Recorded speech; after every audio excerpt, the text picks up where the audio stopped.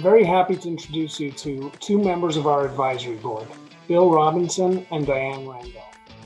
Today we'll hear them discuss the current state of retail in a post-pandemic world. We hope to offer other videos of this sort in the future. We hope you enjoy. Thank you. Hello, everybody. I'm Bill Robinson. I'm an advisor to RIBA-AYDEPT, and welcome to our first Executive Insight program sponsored by RIBA-AYDEPT. I'm joined by Diane Randolph. Diane, would you introduce yourself, please? Sure, Bill. Thank you. Yes, I'm thrilled. I'm Diane Randolph, and I'm thrilled to be advising RIBA-AYDEPT. I recently retired from a little more than 15 years as CIO of two large retail companies. And prior to that, I spent 25 years in various capacities, customer facing at a retail software and services firm. Thanks, Diane.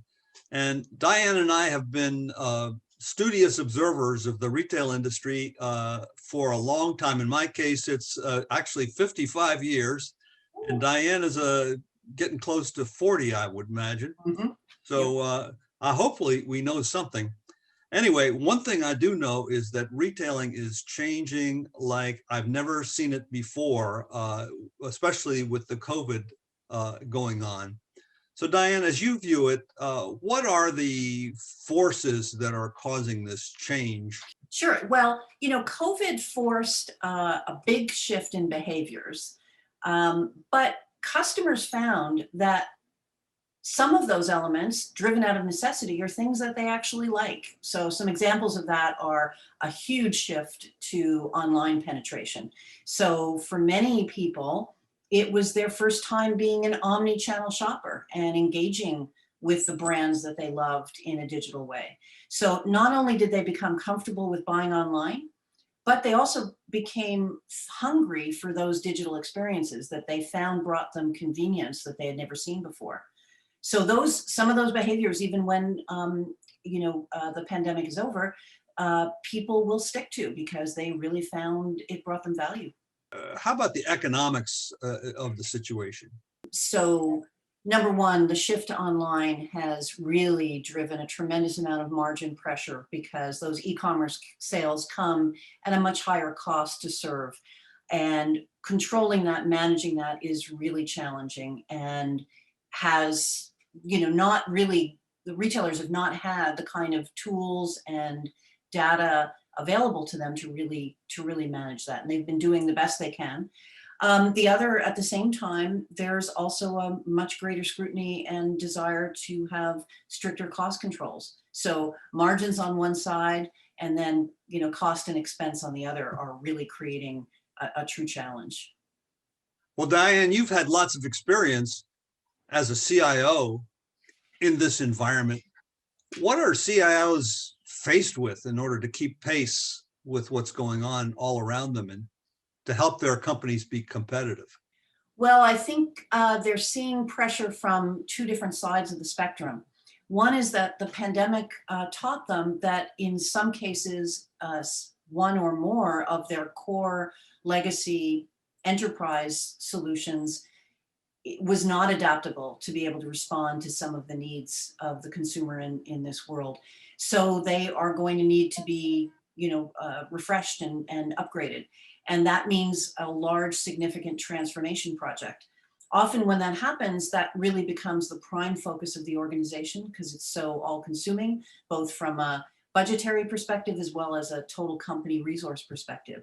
But at the same time, now everyone realizes they need to up their game in digital engagement. Things to support curbside pickup, for example, are a good one, or contactless payment in the stores. So it means that they're also dealing with a lot of smaller niche point solutions and expanding the number of vendors they're dealing with in a dramatic way, which is just going to make things complicated. All at the same time that they've got to manage costs and really try to manage a large portfolio of initiatives with limited resources. That's really interesting, Diane. I bet you're happy you've retired as a CIO. My goodness gracious. What a challenge, more work than ever with tighter controls. What's the reality of what they can really accomplish, and what are the internal battles that must be fought while this is going on? Well, it's a challenge for a CIO because they are dealing with so many things at one time. And it must be important to know that everything needs to be done through the lens of improving margin, improving the guest experience, and really trying to deliver all of this in a holistic way, which is a huge challenge. You know, when we talk about trying to deal with the reality of a huge online penetration, figuring out the best way to get product to the customer is of paramount importance. So metrics and data necessary to figure out where should that product be sourced from in order to deliver the best experience for the customer and the lowest cost to serve for the retailer means that sourcing strategies need to encompass BOPUS, ship from store, all of the various fulfillment methods. So that opens up the door for the need for a tremendous amount of operating metrics that are going to be new to the organization. How are they going to make decisions on what to do and what capabilities to launch first? Well, Diane, thank you very much.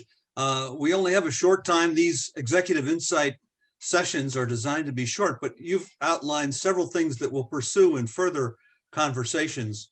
But for now, we want to thank you all for listening to RIBA-AYDEPT's Executive Insight session. Thank you.